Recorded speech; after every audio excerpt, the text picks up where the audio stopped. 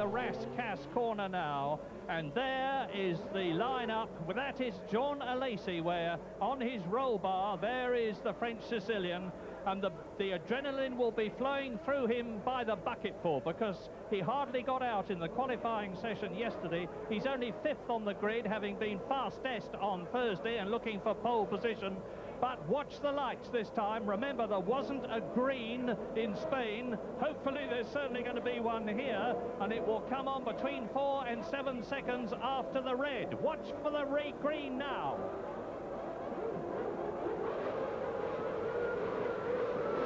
There was a jump start from Frenson in front of me, I think, but Hill has got away well. Is he going to be into Saint-Devot first?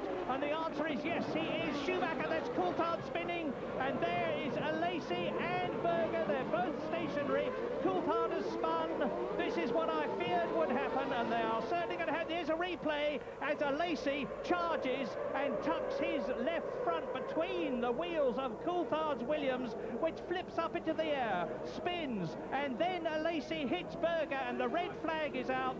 The Monaco Grand Prix is being stopped. Here's a replay. Now look, you see, Alesi has got his wheels in. Up goes Coulthard's Williams. Now Alesi is going to hit Berger as he charges. Now, the drivers will be able to come out, and one of the Ferrari drivers will be able to get in the spare car. But if both Ferraris are damaged, the question will be which driver?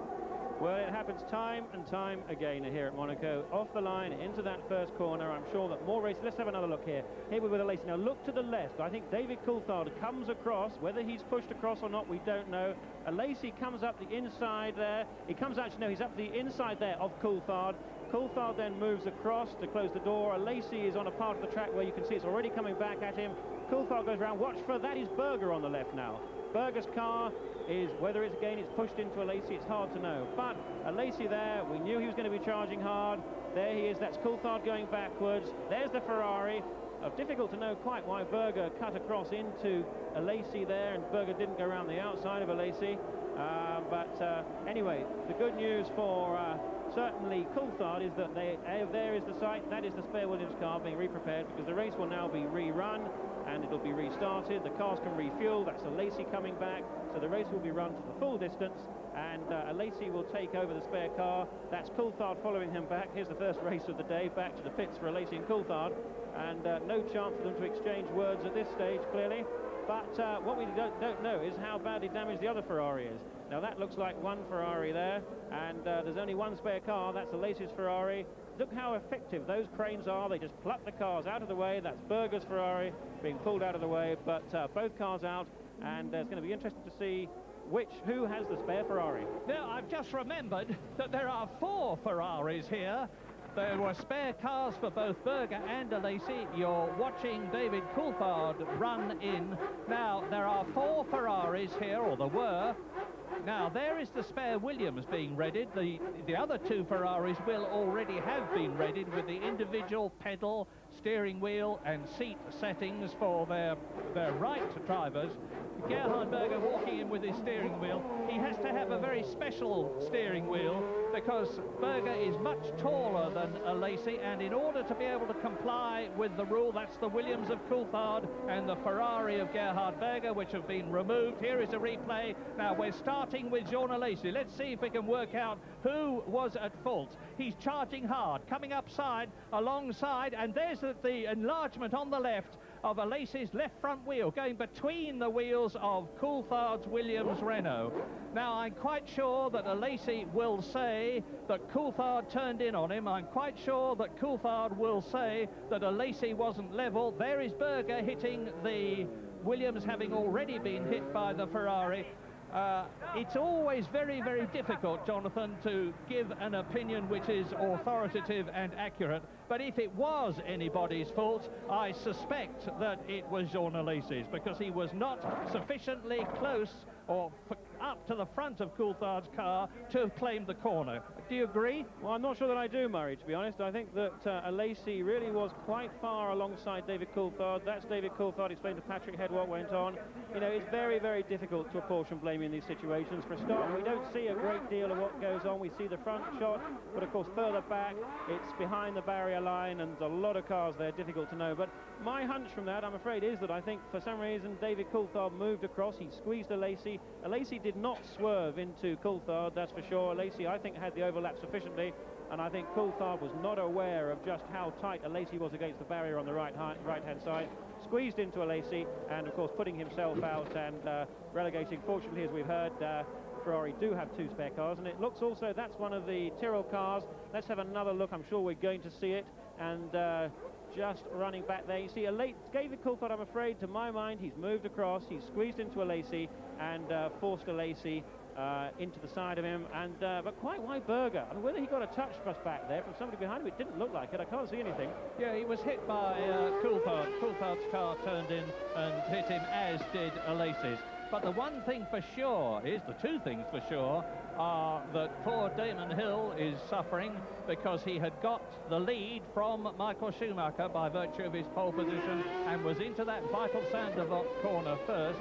The second thing is, of course, that David Coulthard might not necessarily have the right settings on the spare Williams. There are 3 Williams cars here, there are 2 drivers, and normally the settings are done for the driver who is ahead on the grid, which in the case of the Williams, of course, was Damon Hill. Now that's Mika Häkkinen walking in, or was Mika Häkkinen walking in, as we look at the car being readied for David Coulthard. And from the way the mechanics are working on the pedal settings on the right and in the middle, it looks to me as though it had Damon Hill's settings on it and not David Coulthard's. They're much of a muchness in terms of height, but their driving styles could be different, in which case the fact that Damon Hill's car is set up one way doesn't mean to say that it's going to be right for Coulthard. Now, here is Alesi coming round to join the grid in his spare Ferrari. And just as in Spain there were 4 Ferraris, so in Monaco there are 4 Ferraris, a spare for each of the 2 drivers, an indication of how seriously the Maranello concern take their racing and how much money they're prepared to spend on it. Johnny Herbert on the left talks to Michael Schumacher. There's the jack. I don't know, it's the famous one which Steve Matcham had tucked into the back of Johnny's car in Spain when Johnny drove off with it. But why Michael Schumacher is wheeling it along, I don't know. That's probably the most expensive. It's a front jack, which Kenny Handkammer operates, and that's probably the most expensive jack puller in the world, with Schumacher rumoured to get something like $15 million for a year's work. And that's Ukyo Katayama there. His Tyrrell was damaged in that first corner incident, and Katayama taking the spare Tyrrell coming around to the start. But I'm quite sure that in that incident there, I think David Coulthard, he did not make the best of starts. Jean Alesi did make an excellent start and came up the inside. I think he was legitimately alongside there, and I think Coulthard was possibly distracted by the fact that Berger was on his left-hand side, and that Coulthard then moved right. And there is Coulthard. He's now in the spare car. He's in the Hill car. Although that has Hill on the side, that is just because the spare car is historically allocated to the driver who is highest on the grid. And of course that was Hill with his pole position. And but again, I still cannot understand why Berger turned in there on Alesi, taking Alesi out. Well, I see one of the Saubers there, and I also saw one of the Simtex parked inside. Whether it was Jos Verstappen, who's had one of the worst Monacos in the history of the race, I should think, because he'd only done 16 laps out of a possible 70 due to all sorts of problems the team's had. And the team have given us the bad news, incidentally, that they're so strapped for money that unless they can get some more from their sponsors, they will not be at the Canadian Grand Prix in 2 weeks' time. And that's the battered David Coulthard's Williams. So, they're one of the most experienced racing drivers in the world, Niki Lauda. He's with Tony Jardine. Nicky, a bit of a disastrous start for Ferrari, but you've got 2 spare cars. Yeah, we got 2 spare cars, but 2 spare cars are spare cars and not race cars. So normally you work here for 2 days with your race car, trim and get everything absolutely right. And this is what the car you race. Now both guys have to get into the spare cars, which nobody really knows if the setup is as perfect as the other ones. You can never get the cars right, so for us it's really a disadvantage now. Did you see the incident on television? What did you make of it? It's very easy to see that Alesi made a better start than Coulthard. He was catching him on the right, but then David moved over, which is also normal because David can't see Alesi on the right side of him, and then they hit each other, and Coulthard went up in the air. So I think it was, you cannot say it was one guy's fault. I think it was a typical Monte Carlo accident. Well, we saw Jean go in one spare car. Is Gerhard in the other now? Yes, because Gerhard hit Jean later. He also went up in the air and damaged his suspension. So both guys are now on spare cars. Thank you, Nicky.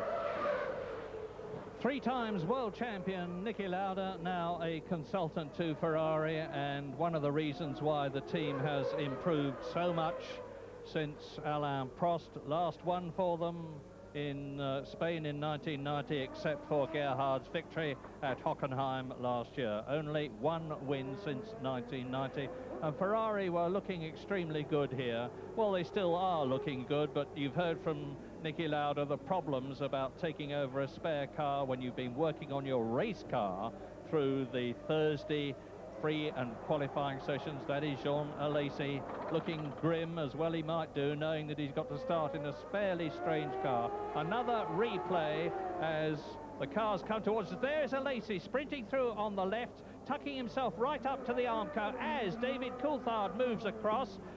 Alesi hits Coulthard, Coulthard hits Berger, they contact each other again, and that is a very, very battered Williams Renault now, and a very battered Ferrari as well, as Damon Hill was getting well away up the Beau Rivage, the hill to Casino Square, in front of the man you're looking at now, Michael Schumacher. So Monaco once again lives up to its reputation of being, to put it mildly, a very difficult circuit. That's Rubens Barrichello, the Jordan driver. Yes, it's easy to understand how these sort of incidents can happen too, when you consider that these cars will be accelerating from 0 to 150 miles an hour off that start and taking about 7 seconds to do it. And you've got 26 cars all accelerating from 0 to 150 miles an hour in more or less 7 seconds, with just centimetres separating.